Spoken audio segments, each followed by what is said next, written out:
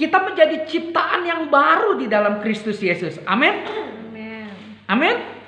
Kita pada saat kita lahir baru, kita menjadi ciptaan yang baru di dalam Kristus Yesus. Nah, lahir baru artinya dalam bahasa Yunaninya genete anoten. Dilahirkan dari atas. Jadi Tuhan yang memperanakan kita, melahirkan kita menjadi baru di dalam Kristus. Nah, Tuhan memberikan kepada kita pada saat kita lahir baru, memberikan kepada kita hati dan pikiran yang baru. Jadi hati kita, pikiran kita menjadi baru. Karena memang Tuhan yang memperbaharui roh kita, Tuhan yang memperbaharui hidup kita, hati kita, pikiran kita. Sehingga cara pandang kita tentang kehidupan otomatis berubah. Cara pandang kita tentang kehidupan pun menjadi berubah. Dulu senangnya dosa, sekarang senangnya kebenaran firman. Dulu senangnya mengikuti kedagingan, hawa nafsu, tapi sekarang hidup di dalam Roh Kudus, hidup dalam roh. Dulu melawan Tuhan, setelah lahir baru menjadi semakin mengasihi Tuhan. Jadi ada satu perubahan yang radikal ketika kita lahir baru di dalam Kristus Yesus. Nah, ketika kita lahir baru, dilahirkan dari atas, Tuhan yang memperanakan kita, genete anoten. Jadi kita lahir baru itu bukan dari diri kita, tetapi Tuhan yang melahirkan baru kita di dalam kasih-Nya Kristus Yesus. Nah, otomatis sudut pandang kita, perspektif kita tentang kehidupan harusnya berubah. Dari senang dosa menjadi senang kebenaran firman. Dari kedagingan sekarang hidup dalam roh. Dari melawan Tuhan sekarang mengasihi Tuhan. Nah, tapi semuanya itu ketika proses kelahiran baru ada dalam hidup kita, kita harus menjalaninya dengan proses kehidupan yang harus kita jalani. Bukan simsalabim otomatis kita menjadi rohani, otomatis kita menjadi seperti malaikat yang tanpa dosa. Tidak, itu merupakan proses kehidupan setelah kita lahir baru untuk kita bisa menjalani kehidupan kita dan kita bertumbuh semakin mengasihi Tuhan. Growing in your love for God. Nah, pada saat kita bertumbuh dalam kasih-Nya Tuhan, maka kita tidak akan berdiam diri. Makanya kekristenan bukan yang statis, kekristenan bukan yang diam, tetapi kekristenan itu membuat kita semakin bertumbuh dan mengasihi Tuhan. Kita nggak bisa diam diri kita nggak bisa ya udahlah diam-diam aja, nggak ya udahlah santai aja lah. Kita menjadi hidup di dalam gray area atau di dalam keadaan yang netral. Tidak. Kita harus sungguh-sungguh aktif menceritakan dan membagikan kasih Tuhan kepada dunia yang membutuhkan. Nah, beberapa hari lalu kita sudah melakukan I Care I Act. Meskipun hanya beberapa orang saja, saya tunjuk beberapa orang saja untuk turun ke jalan. Karena memang situasinya tidak memungkinkan untuk kita bisa lakukan itu bersama-sama. Artinya rame-rame turun ke jalan. Kita membagikan masker dan hand sanitizer. Kita belajar sebagai gereja Tuhan, kita menunjukkan kasih kita kepada mereka yang membutuhkan. Kita tahu bahwa dunia ini sangat membutuhkan kasih yang menyentuh hidup mereka.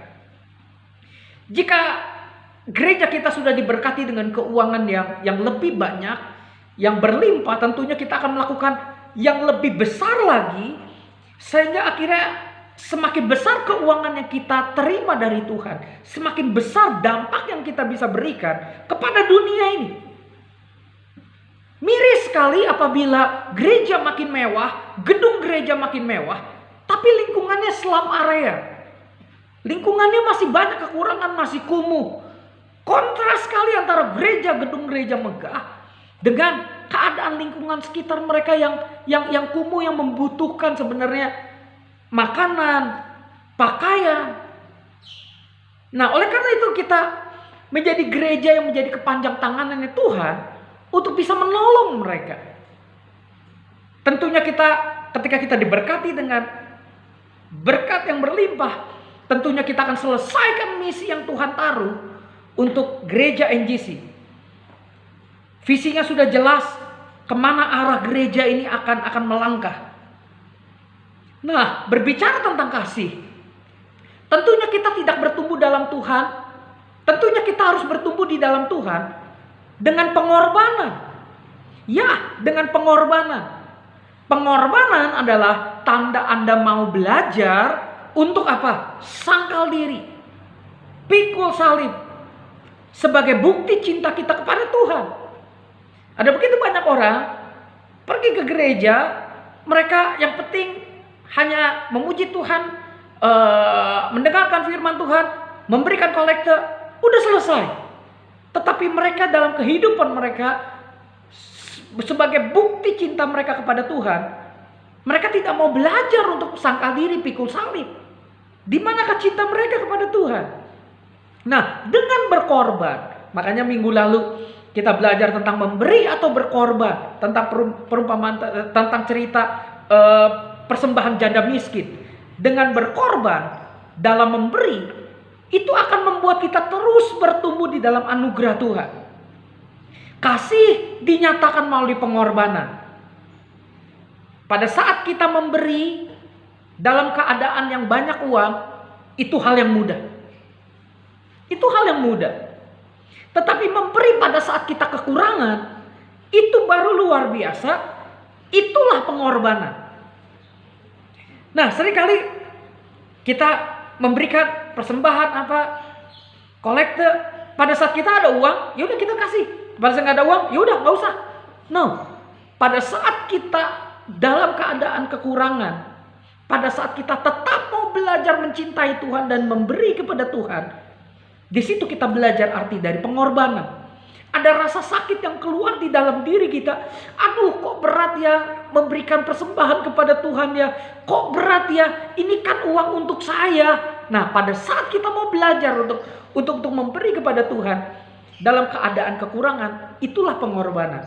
Makanya persembahan janda miskin yang memberikan hanya 2 peser saja, cuma harganya sekitar kurang lebih 3.000 rupiah. Itu adalah pengorbanan yang luar biasa dan Yesus memujinya. Markus dan Lukas mencatatnya itu di dalam Injil Markus dan Lukas. Dari situ kita belajar bertumbuh dalam kasih kita kepada Tuhan. Nah, ada beberapa hal yang saya mau bagikan. Ada 4 hal yang saya mau bagikan. Yang mau catat silakan untuk kita catat. Bertumbuh dalam kasih kepada Allah. Yang pertama, memberi dengan rela dan sukacita. Memberi dengan rela dan sukacita. Nah, 2 Korintus 9 ayat yang ke-7 dikatakan bahwa hendaklah masing-masing memberikan menurut kerelaan hatinya. Jangan dengan sedih hati atau karena paksaan. Sebab Allah mengasihi orang yang memberi dengan sukacita. Kalau kita memberi kepada Tuhan, kalau kita memberi kepada sesama, ya hati kita harus rela. Kalau hati kita tidak rela, lebih baik untuk kita tidak memberikan, karena memang hal itu tentunya tidak menjadi berkat buat mereka yang menerimanya. Kita harus memberi menurut kerelaan hati kita. Jangan dengan sedih hati. Sedih, ya ampun, ya udahlah, saya kasihlah. Tapi hati kita sedih gitu. Muka kita sedih gitu. Jangan. Kalau memberi, kalau hati kita sedih karena memang kita terpaksa, lebih baik jangan ngasih. Ingat bahwa Tuhan tidak perlu uang kita. Tuhan sudah kaya. Dia pencipta langit dan bumi. Tapi kalau kita mau memberi, hendaklah kita memberi dengan kerelaan hati. Jangan dengan sedih atau karena paksaan. Sebab Allah mengasihi orang yang memberi dengan sukacita. Ini sulit dilakukan oleh orang yang masih bayi rohani. Dibutuhkan kedewasaan untuk kita bisa memberi dengan rela, tidak sedih dan tidak terpaksa. Dibutuhkan kedewasaan, dibutuhkan iman yang dewasa untuk kita bisa memberi kepada Tuhan dan sesama dengan rela, dengan tidak sedih dan tidak terpaksa. Kalau kita memberi, kalau Anda memberi kepada Tuhan dengan tidak rela atau terpaksa, cek diri Anda. Cek diri kita masing-masing. Pasti ada yang salah dengan kehidupan kita. Pasti ada yang salah dengan kehidupan Anda. Coba cek diri kita, apakah ada yang salah? Apakah betul saya betul-betul mengasihi Tuhan? Nah, ada satu quote yang bagus dari Elizabeth Bibesco. Dia penulis asal Inggris. Dia anak Perdana Menteri Inggris dan istri dari Pangeran Romania. Elizabeth Bibesco. Dia bilang gini, "Blessed are those who give without remembering and take without forgetting." Blessed are those who give without remembering and take without forgetting. Diberkatilah mereka yang memberi tanpa mengingat-ingat.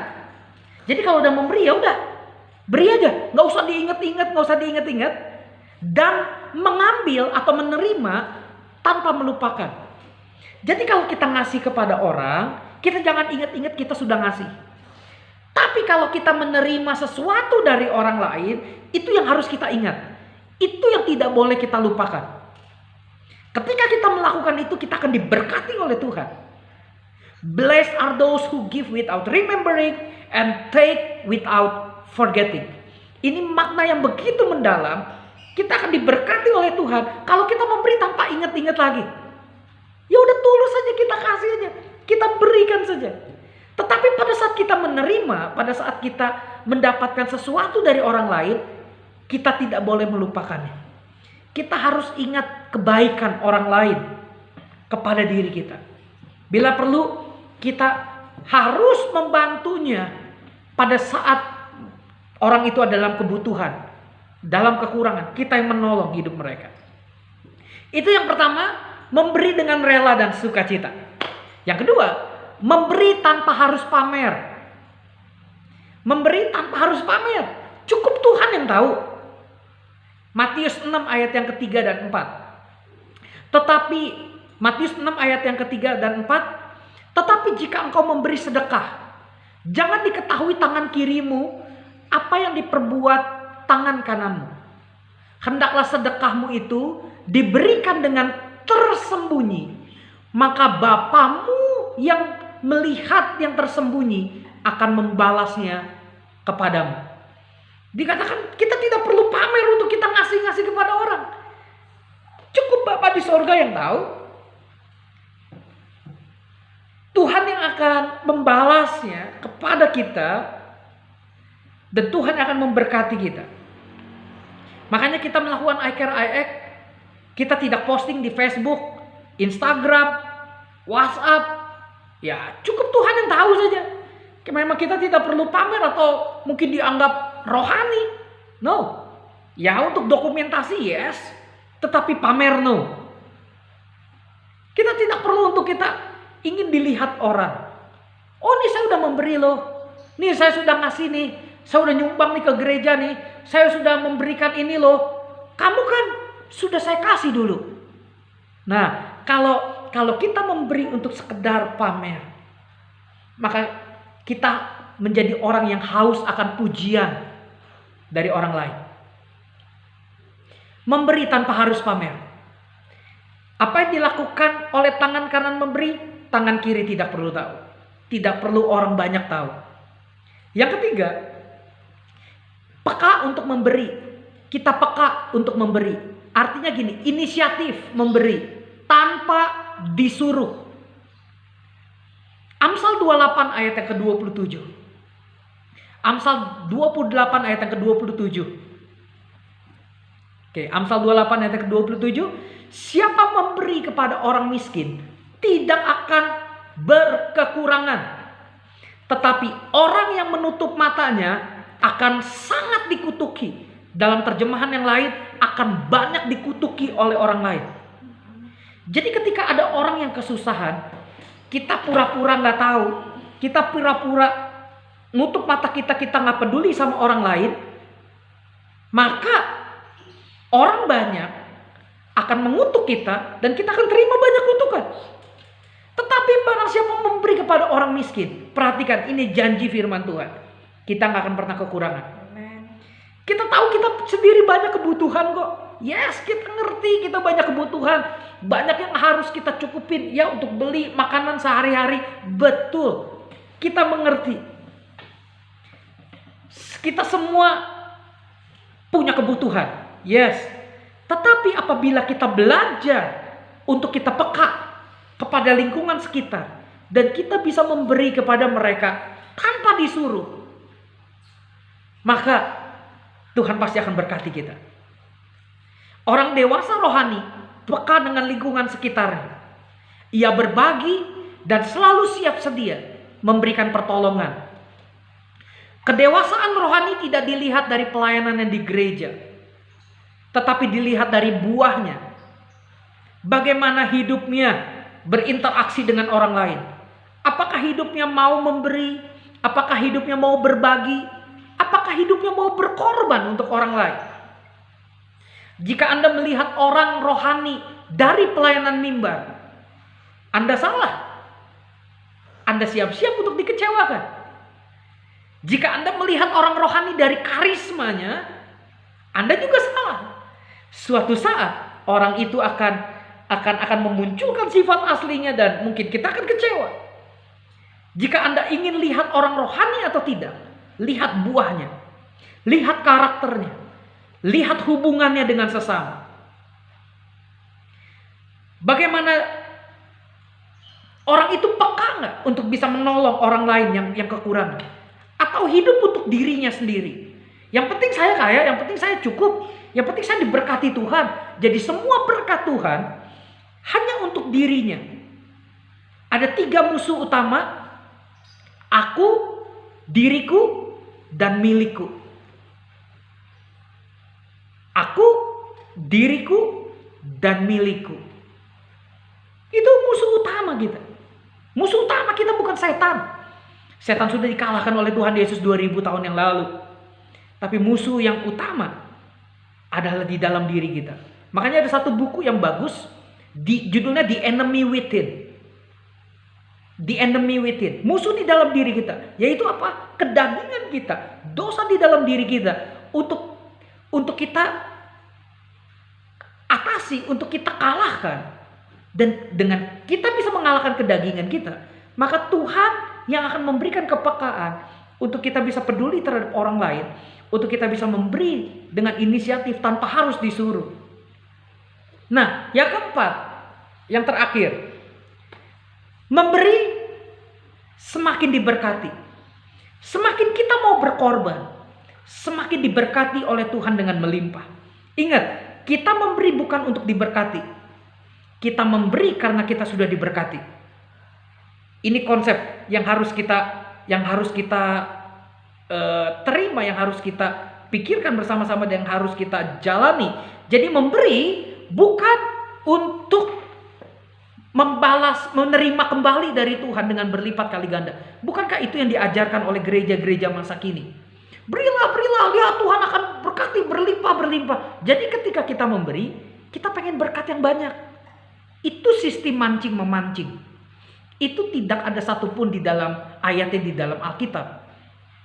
Tapi kita memberi karena Tuhan sudah memberi dulu kepada kita. Makanya kita berbagi. Makanya kita memberi.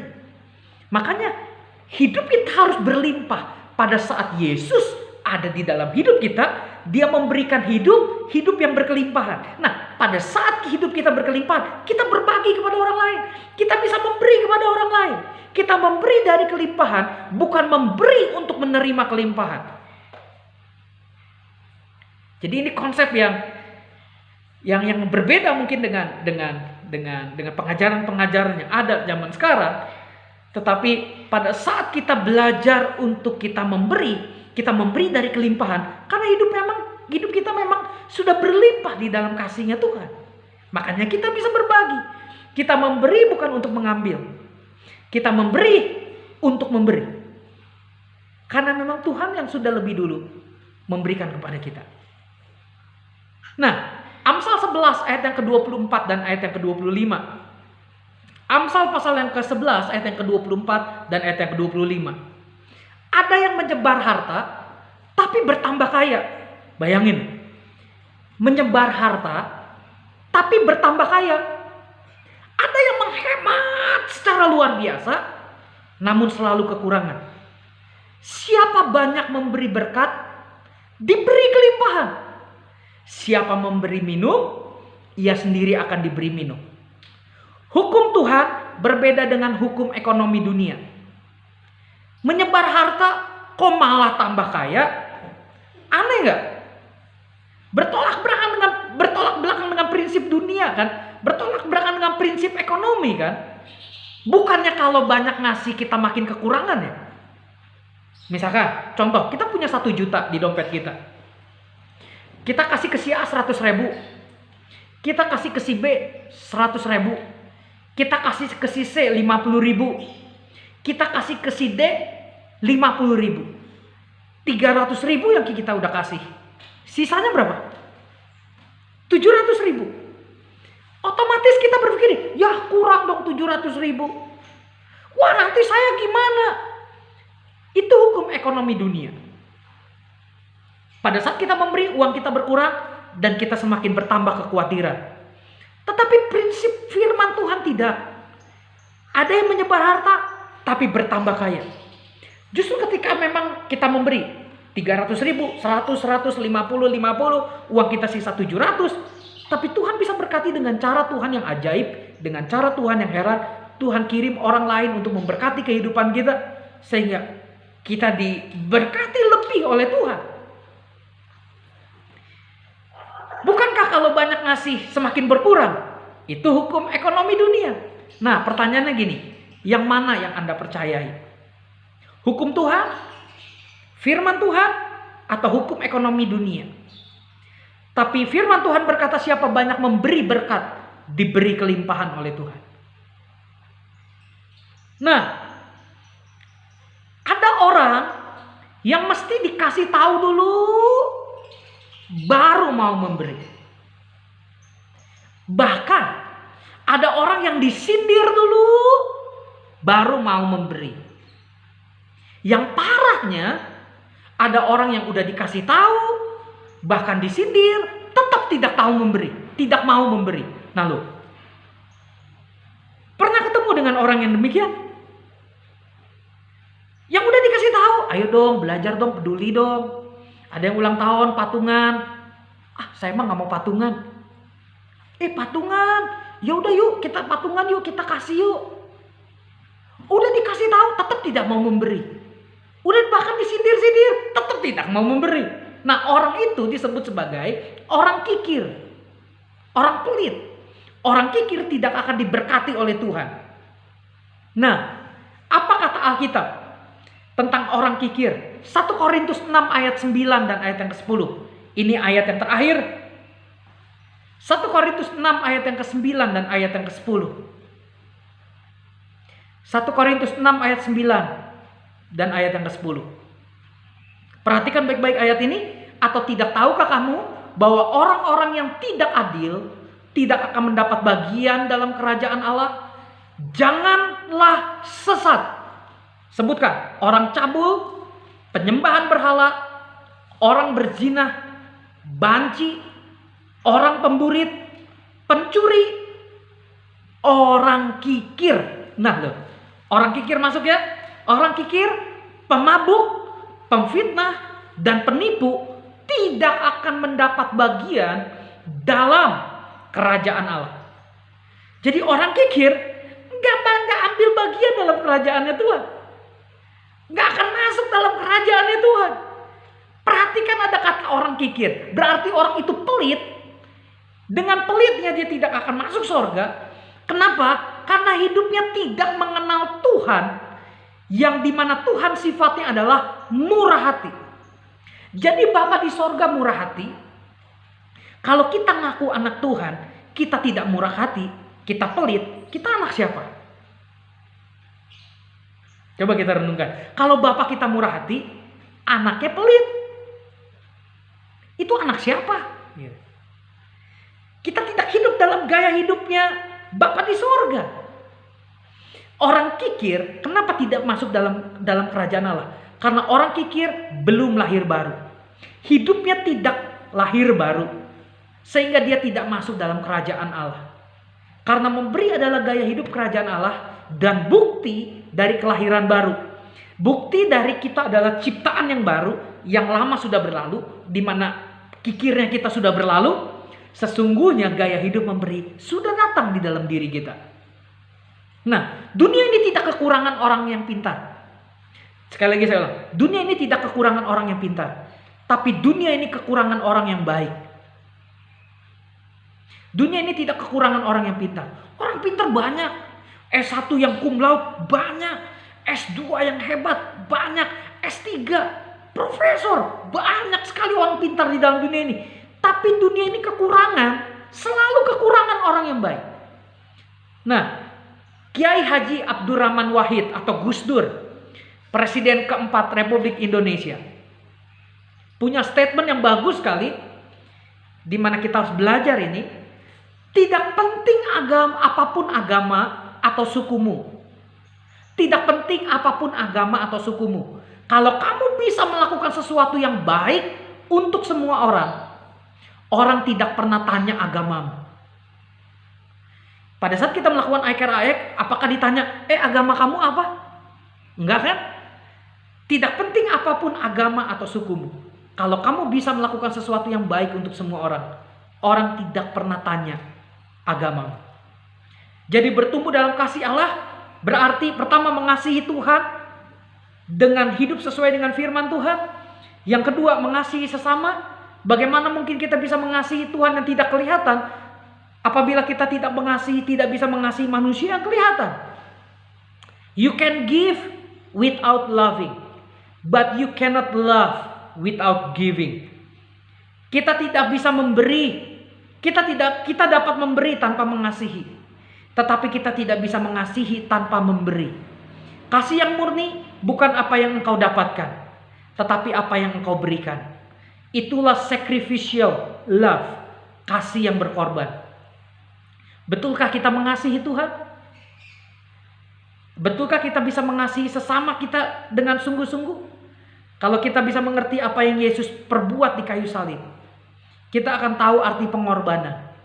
Dan kita tidak bermain-main dengan kehidupan kita. Saya berharap prinsip firman Tuhan ini bisa kita pegang. Nilai-nilai firman Tuhan ini bisa masuk dalam hati dan pikiran kita. Dan kita terus bertumbuh dalam pengenalan kita akan Tuhan. Dan kita semakin bertumbuh di dalam kasih kita kepada Tuhan dan sesama. Growing in your love for God. Bertumbuhlah di dalam kasih kita kepada Tuhan dan dinyatakan kepada sesama kita. Sekiranya ini bisa memberkati kita. Kita berdoa bersama-sama untuk kebenaran firman Tuhan. Bapa dalam sorga, kami mengucap syukur kepada Tuhan, di mana kami bisa mendengarkan kebenaran firman Tuhan.